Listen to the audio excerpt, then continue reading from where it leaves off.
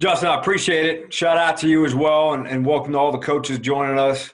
Justin's done an unbelievable job, obviously adapting to a new situation, our new norm. Hopefully everyone's staying healthy, staying safe, but it's been fun to see the coaching community from high school to college, middle school or otherwise, kind of bond together and find ways in clinics and talks and film to get better and grow an incredible profession as we move forward.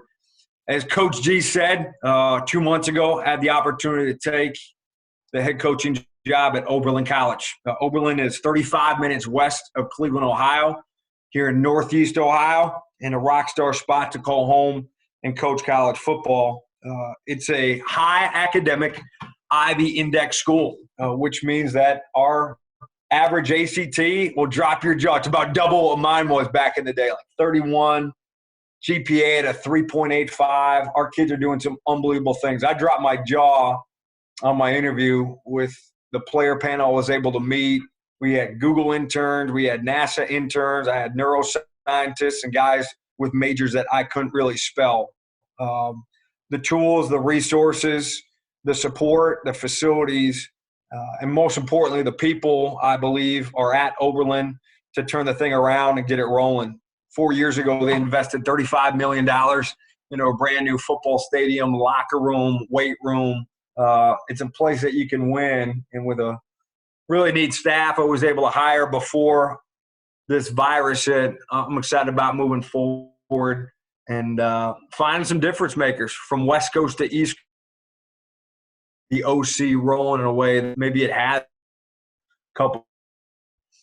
As we kind of move, talking obviously for a little bit of X's and O's talk. I know I've talked on some clinics here and elsewhere that get you juiced up about the people that are around this country in the profession, talk X's and O's. Do you want to watch as much film as possible? I think anytime I'm in a clinic, to see it and believe it, there's enough that can be put on paper. When you qualify by film, I've learned a little bit more there.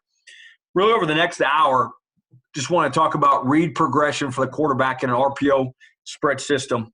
My background in coaching for the past 5 years, I was at Baldwin Wallace University in Ohio in the Ohio Athletic Conference. Had a rock star 5 years there. Jim Hilbert as the head coach is as good as you get. We put up some serious points and really had some quarterbacks I was able to coach that understood how to handle, the keys of the Cadillac and moving offense up and down the points. But, kind of being enamored with the RPO world, it was really probably 3-4 years ago where I thought coaching the RPO system in a spread offense, I got better at because I qualified it, made it simple for our guys in an installation standpoint to understand how easy it could be to where to put their eyes and make some decisions that are put our offense in the best situation possible. At the end of this clinic, I've got my contact information, Twitter account. I think I put my cell phone in there. If at any time you guys can reach out and need this PowerPoint, any film, I'm an open book. I've taken our offense from a number of different places, like to take trips myself to grab film, grab ideas, grab practice schedules. This is the world we live in. So I'm interested and certainly excited about moving forward and let you guys know where I'm at. My contact information is there. As you can see, we are an up-tempo spread system. I will say probably 80% of what we do is built on RPOs. So we'll talk about that system, but also how it affects the guys up front with the offensive line moving forward. Our run game is built within a series of context and numerical systems that allows us to do conceptually a couple different things that we hang our hat on. But the variations behind it is all the RPOs that our quarterbacks know from day one can be within our system. I think if we can master a few run concepts with multiple variations and add some window dressing for our guys on offense, it'll be all the same stuff. For guys on defense, then it'll seem a little bit different. So, no matter what we talk about, like on day one, I'll install inside zone. And anytime we have 11 personnel in the game, I like to attach our tight end on the backside to say we're going to be right in two areas with angles and numbers versus a 6-man box with a too high shell. And our quarterbacks know that they'll hear from me on day one, too high run game wins, too high run game wins, too high run game wins.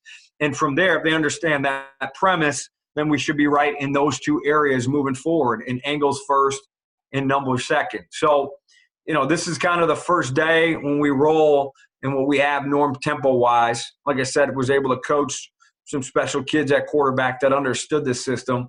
But when we got better at it, when we got good at it, they understood that if we're running inside zone or split zone out of 11 personnel, we are worried about a third level read. And the teaching progression then says our third level read becomes our eyes on safeties. They're not going to worry about anything other than that third level read or the guys in the defensive backfield. From there, algebra 2 in our offense becomes second level read, linebackers and overhang guys that we'll talk about in our QS game. And then the third part of our read game progression is the first level, or the defensive ends within what we do. So I think instead of trying to put things into an install schedule that's a mishmash of what you're reading, how you're reading it, I'm going to ask our guys to read third level defenders in RPO system first, and then go down the line to say, okay, now let's master the second level. And then finally, let's find out if you can understand and we can build some things that are conceptually pretty cool off of the third level. So, this is just looking at third level RPO world where our quarterbacks know that through the mesh, put your eyes and your footwork through that third level defender. If they change post-snap and become something other than a too high shell, well, now that that pass becomes what we want to take advantage of. And there's a series of about 2 variations that we'll install and really like. The first one being just a glance tag, which you've seen a million times over. And this isn't anything, different than what I've seen, throughout the period. But we're just running split zone. Up front, we're split zone. Running backs, footwork, split zone. But our quarterback has the keys to say, third level read, coach says that if they change from a too high shell and add the 7th guy into the box, I can take care and take advantage of an RPO system. So if I were to, build an installation schedule here at Oberlin College, or we went into spring ball, this would be kind of day one stuff. Mesh it, ride it, read it, and then pull something that says the glance is our best option based on what that third level defender is doing.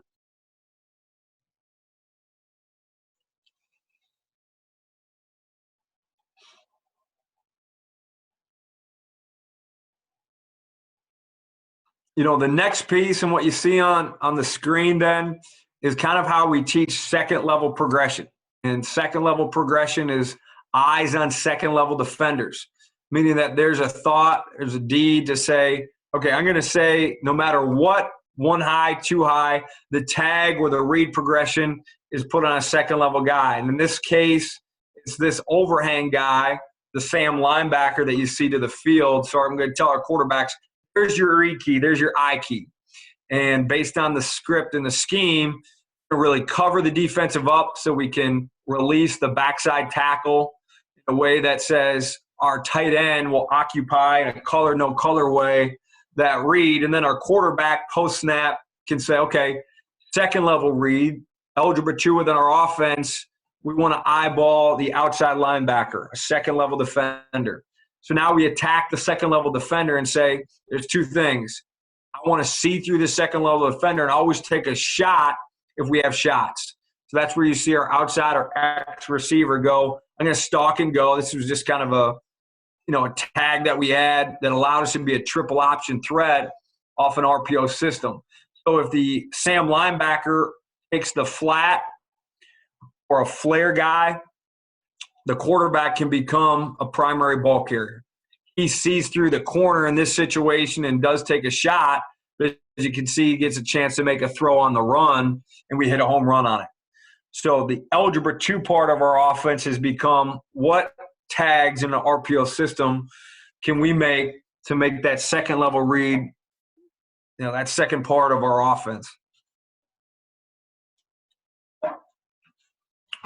Look at the film and my bad internet catches up a little bit. You can kind of see that the first part of this is the quarterback has to understand the scheme itself. You got to know and understand and believe that he can understand if the defensive end spikes outside or doesn't bend underneath the tight end, he can just give this thing too. That's where inside zone still is an option, and that the defensive end has got to lose his color underneath the tight end. Then our second level progression takes over and we're good to go.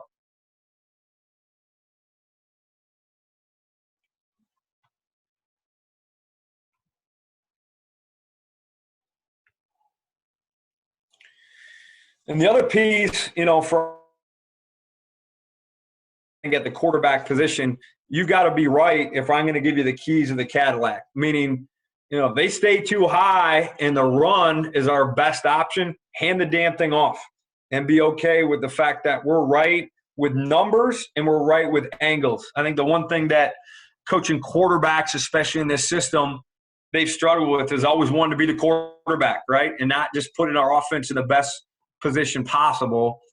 This way, they did. They put our offense in the best position possible. They say to a too high shell, they roll down, but the angles dictated by a one-backer box is that even though I'm giving them an RPO throw, don't be stupid. Be smart. Use your mind. Have the keys. Hand the thing off.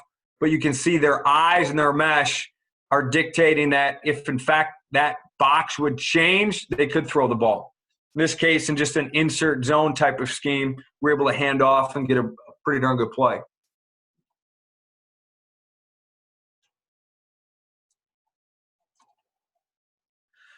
This goes back to the third level stuff, probably just pieced in order a little bit different than what I wanted. But again, anytime we're in 11 personnel, I call inside zone. Our guys know by day 3 of our offense that they have front door, back door options in our RPO. So piecing it all together, we can add a third level read to a second level read, but I'm never going to ask our quarterback to do 2 things at one time. So pre-snap, he can eyeball the overhang linebacker and say that if we have a QS or a quick screen bubble screen to the field, we can take that.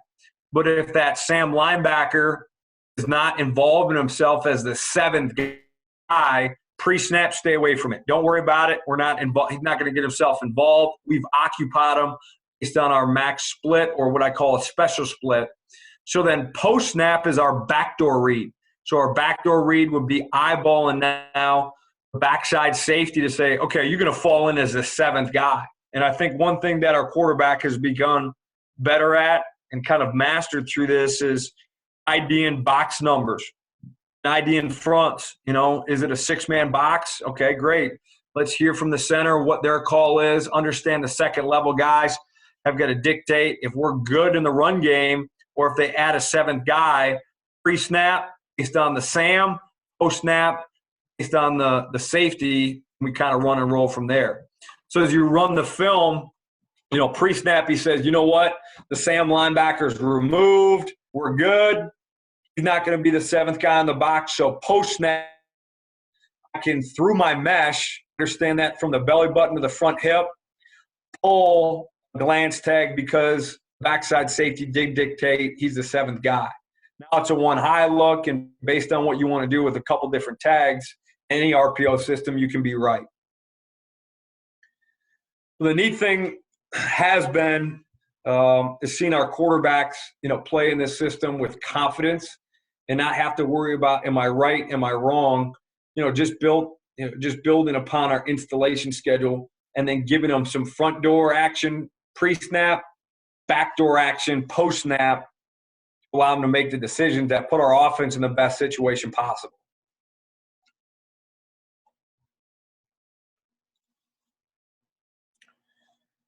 And then basically on our offense, everything will be built off of like automatic rules that I can change if, in fact, I'm in a down and distance situation that allows us just to run the football. So our automatic RPO rules is such that if I'm a single receiver, I'm going to run a hitch. And yes, my hitch can convert if, in fact, I can't get to 6 yards, I'm getting pressed. If there's a 2 receiver alignment, we're going to run a quick screen bubble and block in the outside MDM, most dangerous man. If it's a 3-receiver scheme, I'm going to look to run a QS from number 3 and then have our blocking rules be MDM from the outside in. Our outside, our L receiver will block the corner, and our Y, or if in fact our T is in number 2, will block the overhang linebacker. Again, as I said, like anytime I can go lock, or I've heard stay, freeze, we've used different things. Anytime you use that tag, RPO rules are off, and our quarterback or receivers know we're running the football. So that might be a 1st and 10, a 2nd and short, 3rd and short, where you don't want your automatic RPO rules to take over. Great. Take it off as the primary play caller, and now our receivers know that they're blocking their butts off in an MDM, most dangerous man type of way. Thought this was a good look and situation where, again, based on 11 personnel, and we happen to be just running counter. So whatever, run scheme that I can initiate, tackle wrap, counter, inside zone, pin pull, our skill guys or receivers know, okay, if there's not a tag, I'm in my automatic rule standpoint in terms of what our RPO system is. So as you can see here, we're running counter. Because of the defensive alignment, the quarterback has a checklist that says this: the overhang linebacker or the 7th guy tucked further inside than half the distance to my number 2 receiver. Second piece of that checklist is the safety, the 3rd level defender. Is he more than 8 yards from the line of scrimmage? I call that like a hard deck. Okay, if he's below a hard deck, great. He's already involving himself. I'm going to worry about else, and I've got a matchup that's better somewhere else. But if he's more than 8 yards, he's above the hard deck, I don't feel like he can make a play in the open field to the number 2 receiver. And then the third part of that checklist in our RPO auto rules is, do you feel good about the block and angle that your outside receiver has to our corner? And I don't think much should change that if you are a true RPO team outside of, a slice technique, cover 2 look, or if they're a true Palms team and you know that you're going to get a defender fast flowing down because number 2 is on a QS. We're just playing the film. As you roll the mesh through, our QS would always be backdoor action. In our auto rules, our single receiver would be front door action in our auto rules. If he was pressed without a safety outside the hash, our quarterback, if they had the keys to the Cadillac in 1st and 10 or 2nd and short, could take that matchup. 3rd and 1 is the down and distance in this case, so he stays away from any fade or converted throw. Take what the defense gives you. Ride and flip your hips, what I call Jeter footwork. Get the ball out to the QS. Sam linebacker is tucked inside. Safety's easy 1st down. I think the quarterback's understanding and really realizing what the defense can give them, should give them, is one thing that makes this thing work. But this is the first install day, so we've got to be really good at QS. We really have to be good at what we want to do footwork-wise from the slot receiver, trying to stretch the field all 53 1/3, and then also, getting our quarterback to believe and understand that he's got to flip his feet. I don't care about getting the laces. I don't care about a pretty throw. If we're throwing a QS, it's got to be out there really fast. Thought I'd throw at you kind of some Algebra 2 stuff. Again, just more scheme stuff and what our RPO 2nd level read stuff is all about. So they know in our 2nd level read family, they can get to a point to understand that I'm going to read the Mike linebacker to give us 2 schemes built in one call. So in this way, like you can see, we're flaring the back. If, in fact, they would stay stagnant, they wouldn't rock on, stay too high, and the Mike linebacker stayed in the box, we could throw our swing screen all day because they know we have numbers and angles outside, and we're going to push crack our outside or X receiver, most dangerous man, or primary run support player, either one that you want to use. He says that they do rock, so we can't pluck 2 for 1, but based on numbers, if the safety to the field is going to rock 1 high, down, well, their backside safety's got to carry here. So we liked our backside, what we call just a jailbreak swing screen, coming out, getting upfield, and allow ourselves to get an effective play to the backside. So in that RPO world, it doesn't always have to be just true run to pass. It can be some type of swing screen. Okay, what does the defense give you based on post-snap roll? Come back and throw some jailbreak screens, some quick screens. Do what you need to on the backside with your linemen.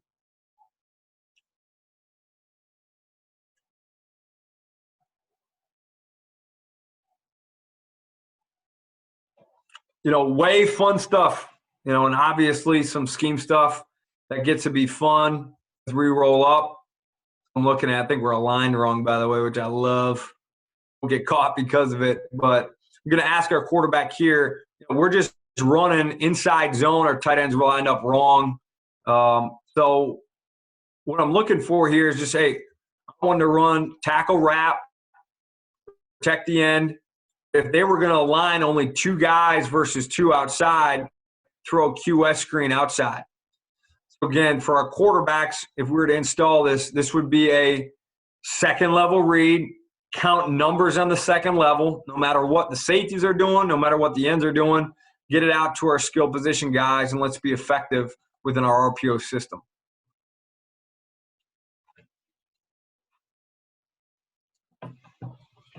Oakland screen can be used, and you guys saw it kind of in a variety of ways as much as you want. I think it's an effective way to add an RPO. Easy. I don't care if I'm coaching high school, middle school, or college football at any level. It becomes what you want to see and read based on numbers. So here, is a situation we're going fast in our up-tempo stuff, but based on a quick motion from the backfield, their safety stays high. Sam linebacker is tucked inside. We have angles, we have numbers, and we've got obviously a quick and easy throw that says, okay, we're good. Let's go block to the outside, get our skill guys the football, and be as effective as possible in what we're doing in an RPO world. If, in fact, as we made what I call like rocket laser motion, they were to add the safety in the box or widen the mic outside to say we can't block him, bring him to a one high, you're going to build an RPO glance on the backside. So the quarterback knows pre-snap, my front door is done. They've taken away the front door release. I want to use our backdoor throws, make it a one-on-one, one-high look that's kind of fun within our offense. So it becomes kind of a schematic type thing, but to use the Oakland, which I call, or just, building the swing screen into an RPO world has become really effective. It's increased our completion percentage. I'd like to use it on first down and 10, second and long, and make sure that we're in a situation down and distance-wise that we can stay ahead of the change. Coach, got a question here. Coach wants to know if you can put the Oakland screen rules back up. Yeah, absolutely.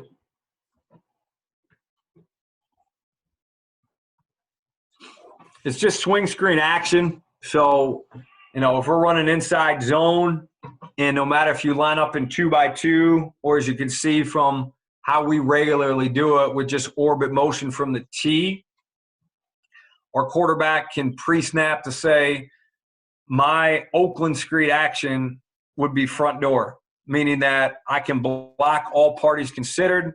No one makes an adjustment. If they widen the mic, it just helps us out with our box and angles up front.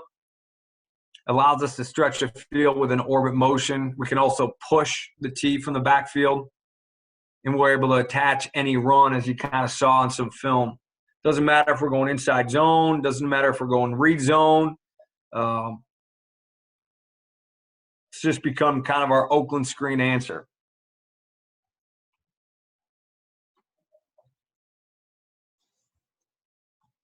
Like in this case, schematically, numerically, we're running tackle wrap up front. And truthfully, we're good with numbers. But since the safety dictates and they blitz what I consider the field or Sam linebacker in this front, quarterback makes a good decision, just flips it out there, and we're good to go. If they were to widen their mic or rock down a safety and make this one high, I would have told the quarterback, well, based on that, just hand the dang thing off. We're good with numbers, and you're going to get as much as you want because they understand it was a 5-man box versus a 5-man run scheme. Hand the ball off, and we'll be better off.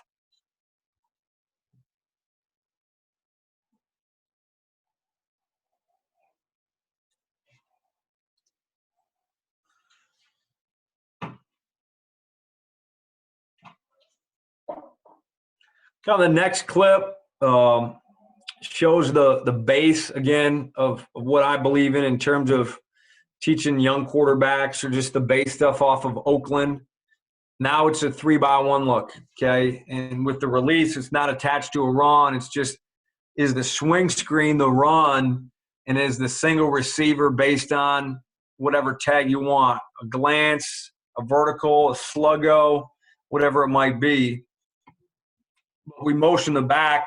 They do not rock a safety. Their mic is inside number 3, so we feel good about the angle and the block that we have from number 3. We get the swing screen out and get a healthy 9-yard play in a situation we were 1st and 15. So if I'm coaching the quarterback here, you're saying, okay, you got an even box, one backer, understand that he's your guy. If he were to run and rock out, or they rock down the safety, that is your front door action, okay? Your front door stays open. They never close the front door. Don't close the front door, we take the front door. Take the front door, we work angles and numbers. Number 3 receiver doesn't do a great job, but we get what we want out of that RPO call in our offensive system.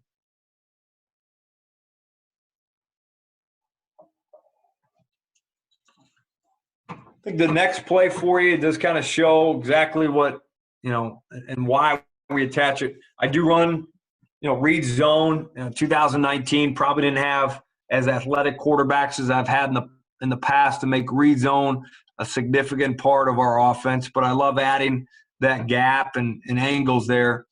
And really, front door action for our guys now reading first level defenders, so our eyes being on the defensive end or C-gap player. It says, if I've got an Oberlin tag, okay, you're going to adjust, you're not, great, I'm going to throw it on you. And know that we've got just being 7 yards and 2nd and 5, I'll take it all day. If, in fact, they would have rocked here down or widened out the Sam to make it 3-over-2, our quarterback would have just kept his eyes on the C-gap player, the end, or Sam linebacker. We would just ran inside zone because we know then, based on that RPO, you're good with numbers. If you're going to adjust to a swing screen, this Oberlin tag, we're going to be right in the box because of how to occupy that.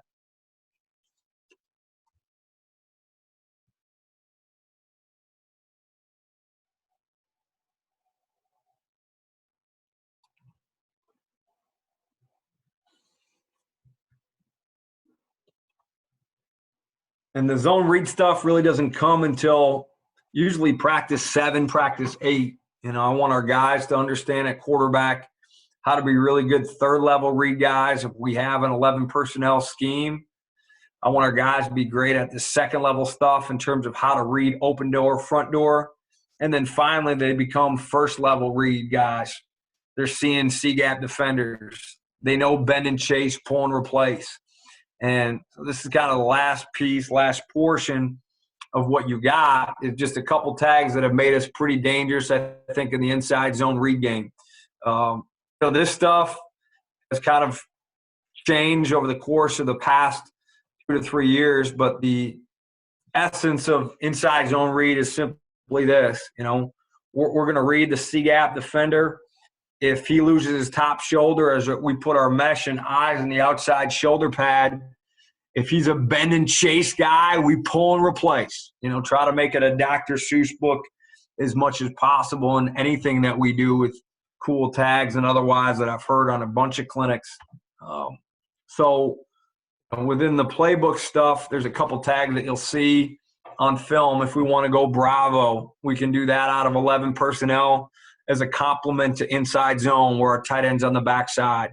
Now, instead of blocking and locking the defensive end or C-gap defender, we're carrying him to a second-level defender.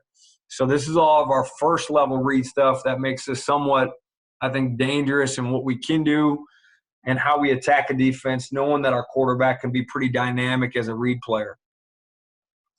We'll get the internet rolling, load up some film, see it and believe it.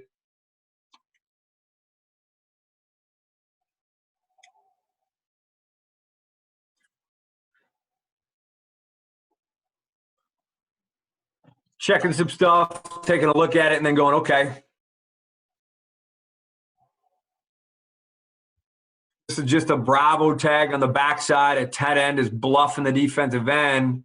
You can see footwork-wise how I play 33, 34 into what we do.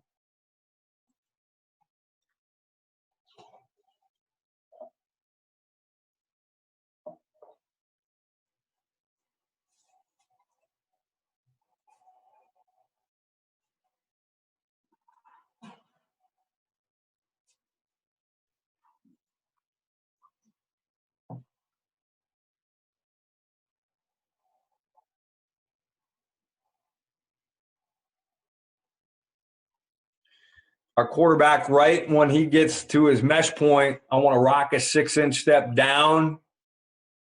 Our footwork now carries us to me, belly button to front hip, so that our defense, stays consistent to see as a linebacker what they're going to get from our quarterback no matter what mesh.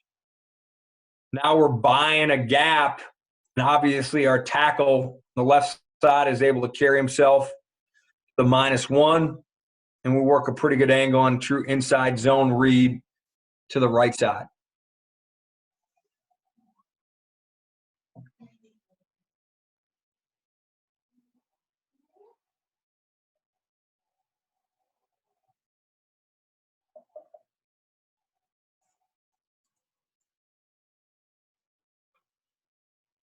Another look and another show. Now I've got our quarterbacks reading the first level. Bravo's the tag. Gain a gap. Now it's not a read or level where it's about 6 guys in the box. It's really the 7th.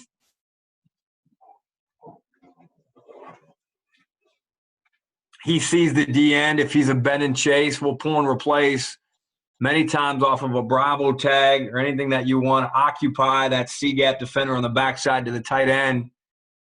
It's just really effective to make your backside tackle a little bit more aggressive and have the opportunity to climb and get to the second level.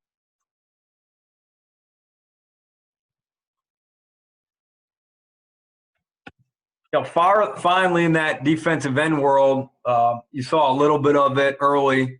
We've called it Charlie. We've called it Dingo. We've called it NFL names in the past. But this now gives you split zone action and obviously a complement off of a zone read quarterback to allow you to have some success. I think it was the first one that we saw.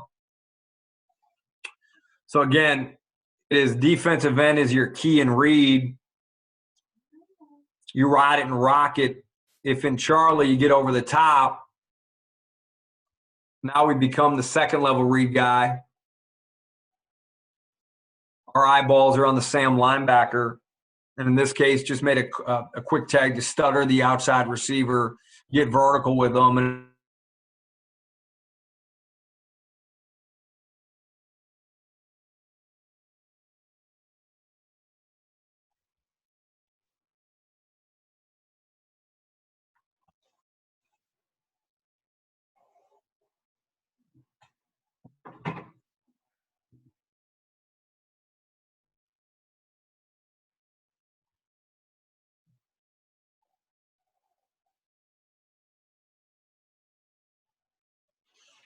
this is done kind of with a freshman quarterback.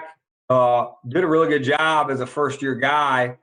Probably was not a zone read technician, but because of how much we ran our inside zone scheme You can see some of the compliments you build off of it. I think how effective you can be if they understand the essence of, hey, I'm reading now a defensive end. I want to be as true to what I'm doing with my eye discipline off the C-gap defender, see it, read it, and then just like you saw on the play before, we ended up pulling it. Well, now he sees a defensive end, but he doesn't trust color to disappear. The color doesn't disappear. He hands it off. It still allows our backside tackle to get a deuce block so our guard can climb the backside. Even against a tough Cowboy X type run blitz, we get through to the front side, and our zone read game allows you to be better up front with your offensive line.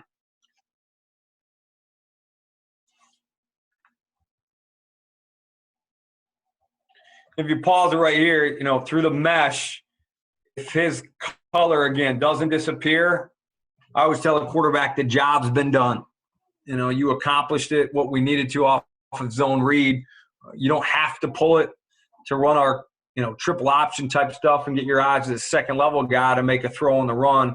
It's simply being able to have an eye discipline enough to understand when it's right to hand the thing off, and then when it's right to pull it and make a throw on the run or become a primary ball carrier.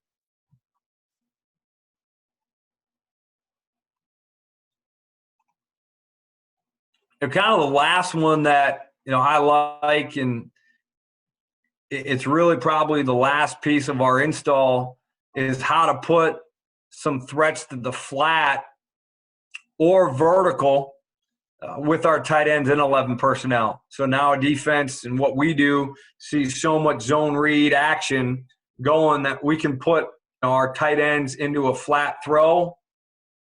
And if, in fact, the defensive end slows up a little bit, we just run the ball up the middle. Our quarterback is still a read guy on the defensive end.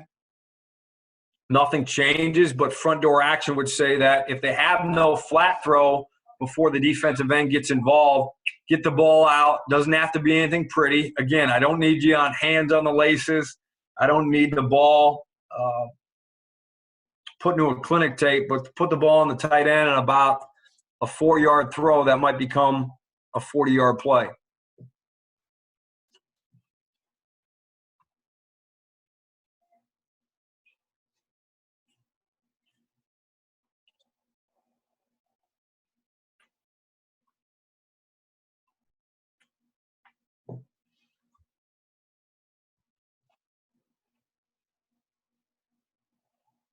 I think anytime that you don't have to block an end and you gain a double team on the backside, you're in a better situation than most.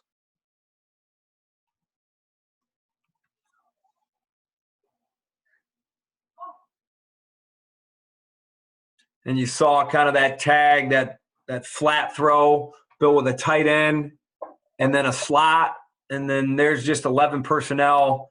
Now we dictate the throw. They don't rock the safety down, so we hit an easy throw, the flat on that arrow. Become really dynamic. You're doing simple stuff. You're easy in what you're teaching offensively. Certainly when you're a defense looking at it, looks like you got 14 different schemes built in an inside zone read game.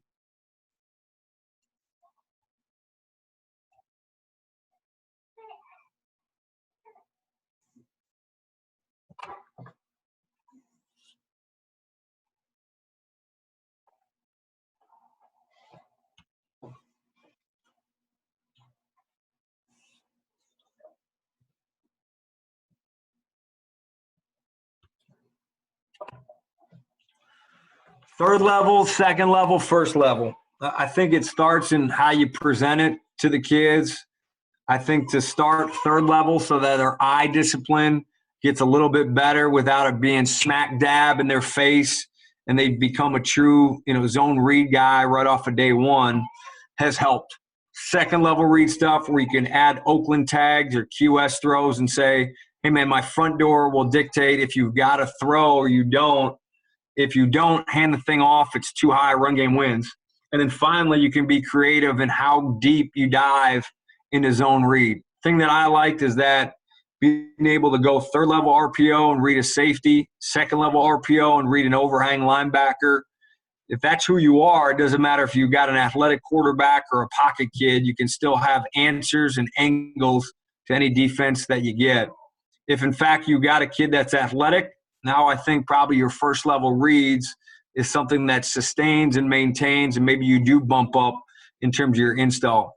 Something I'm looking forward to installing at Oberlin College, and certainly hope that we can put up some points as we move forward. Justin, any questions from the guys that joined us? And certainly I appreciate those that hopped on board here at 1 o'clock. Yeah, guys, if you have any questions, feel free to drop them in the chat while they're doing that, Coach. You want to just put up your contact information one more time, just in case anybody missed it Absolutely. earlier?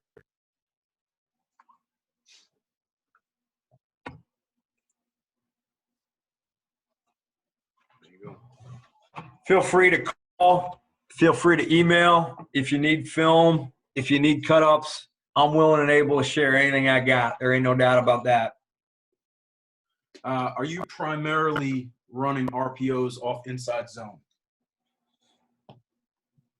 Yes and no. Like the way our auto rules work in my RPO system, we can run anything. And our skill guys know that if I don't tag something to take us off or add add kind of a schematic RPO, that their auto rules are on. And we can have a hitch throw to a single receiver or a QS look anyhow, any way, no matter what scheme. Doesn't matter if it's one back power, if it's inside zone or counter. What was your first rule specific regarding the overhang before the hard deck?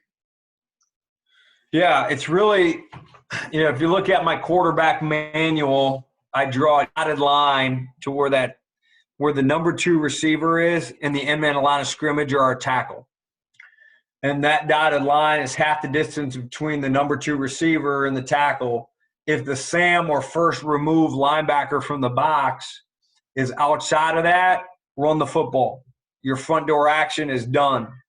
If he's inside of it, now I say that we have the first box checked to throw a QS. The second check box then would be, what's the depth of the safety? Is he more than 8 yards or less than 8 yards? And the third one to check, just to make sure we can make the block outside, is matchup. Do you feel comfortable with the kid making that block, which is important? And then third, is it a scheme based on like cover 2 or they're pressing them where it's not going to be something advantageous where he can make that block? I think the path after the catch has helped us out as well. I think because we just stress width on our QS. We want our guys to get wide fast. Once he catches the football, Coach G, we tell those guys, get your eyes to the butt crack of the outside receiver, the guy that's blocking for you on our QS world. Run to that butt crack and then find out, are you a circle the field guy that's getting yourself to the sideline, or are you planting your foot in the ground and trying to get north-south? Right. No, good stuff. Coach, I appreciate one question just came in. What was the first read? A couple questions came in. First read in terms of? In which one, Coach Adams?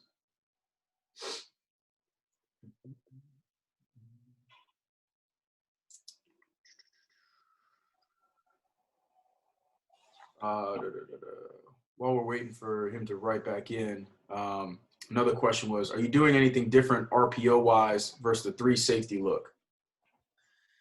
Yeah, the 3 safety look, I think is tough. First inclination is to lock more and make sure our quarterbacks understand that if they're rolling, a middle guy with 2 safeties, I'm calling lock a little bit more. I really like then the zone read stuff and the triple option stuff, no matter if we're an 11 personnel or 10 personnel. Because now you don't have to so much worry about the guy hanging out in the middle of the hashes, but you worry about the guys on the overhang. And you can be right with numbers and angles still. But I think the 3 receiver stuff does take away some of your second level RPOs where a QS or a glance tag on the backside isn't all that good.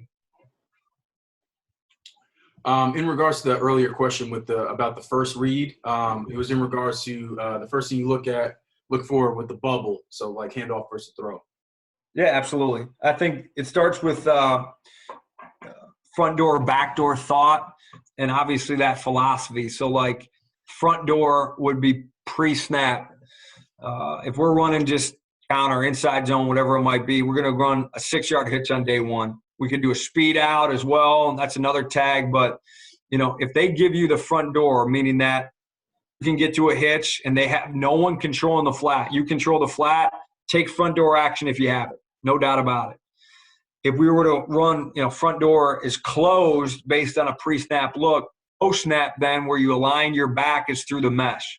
So you open up the back door and say, QS-wise, here's that first thought. Your first read is what is the width of the first linebacker removed from the box. If he's wider than half the distance between the end man and line of scrimmage, in this case, 3-by-1, the tight end, and number 2, great, hand the ball off. If he cheats at post-snap, we have Jeter footwork that says once our mesh is done,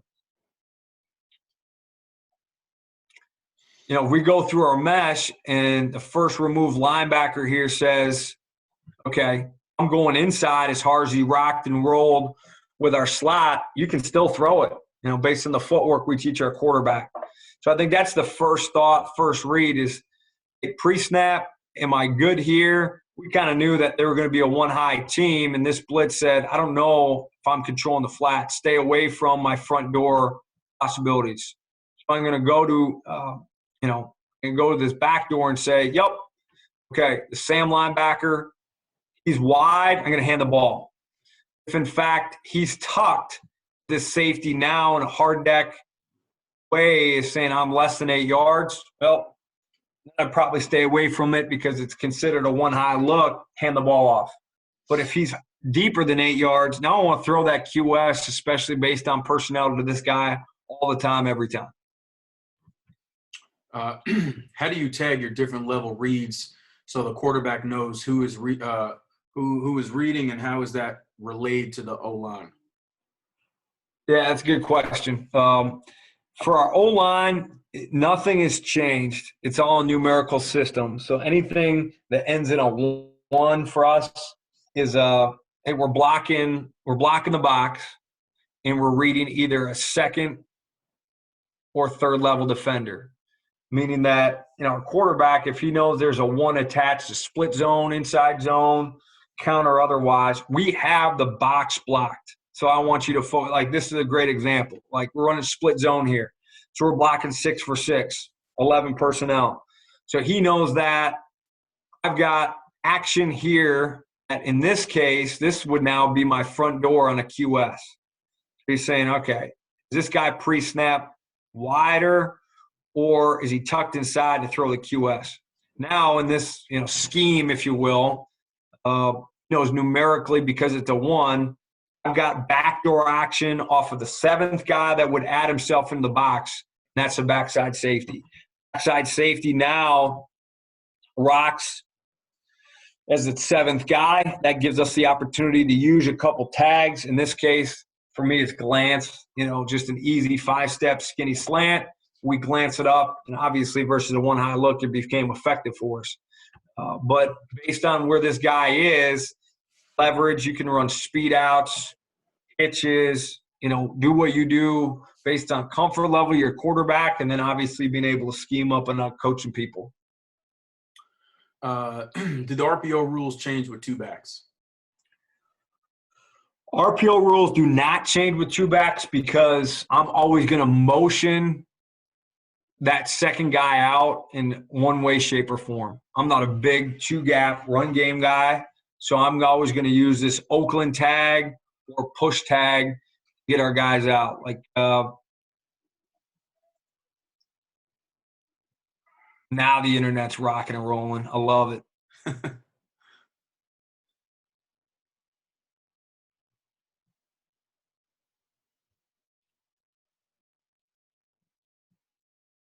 To be honest with you, like, this is 2 back as I get, where we can motion out the second guy who's still our slot and say, okay, do I have the swing screen, or am I just going to hand this thing off because I've got tackle wrap as a 5-man answer based on the numerical system of our offense?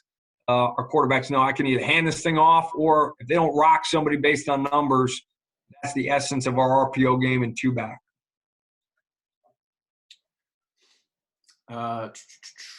You got a NESCAC guy in here. He said, how'd you like coaching at Colby? I loved it. Loved it. So that was a time in my life that I knew nothing about the NESCAC. And based on, what we have in this profession, relationships and colleagues and connections, had a chance to interview and was jaw dropped. And to be honest with you, probably my 2 years at Colby helped me quantify the experience that I think you can have as at an Oberlin college as well. It was my time in Maine. Giddy up. Coach Ola Adams said, what's up? He said hello. He's the man. Ola's the man. He's a good-looking cat. I like that guy. Awesome. Well, Coach, I appreciate, man, you jumping on and schooling us up today, man. It was a lot of fun. Like I said, obviously you shared your contact information. So if these guys have any questions, follow up and now's a time to do it. So coaches, make sure you do that. If you have any questions for Coach in regards to this or, anything else that you want to talk about, like I said, he loves talking ball and take advantage of the time while people have more time on their hands for sure. Coach D, you're doing a great job, man. Keep it up. Stay healthy. Stay safe. Yes, sir. Appreciate that, Coach.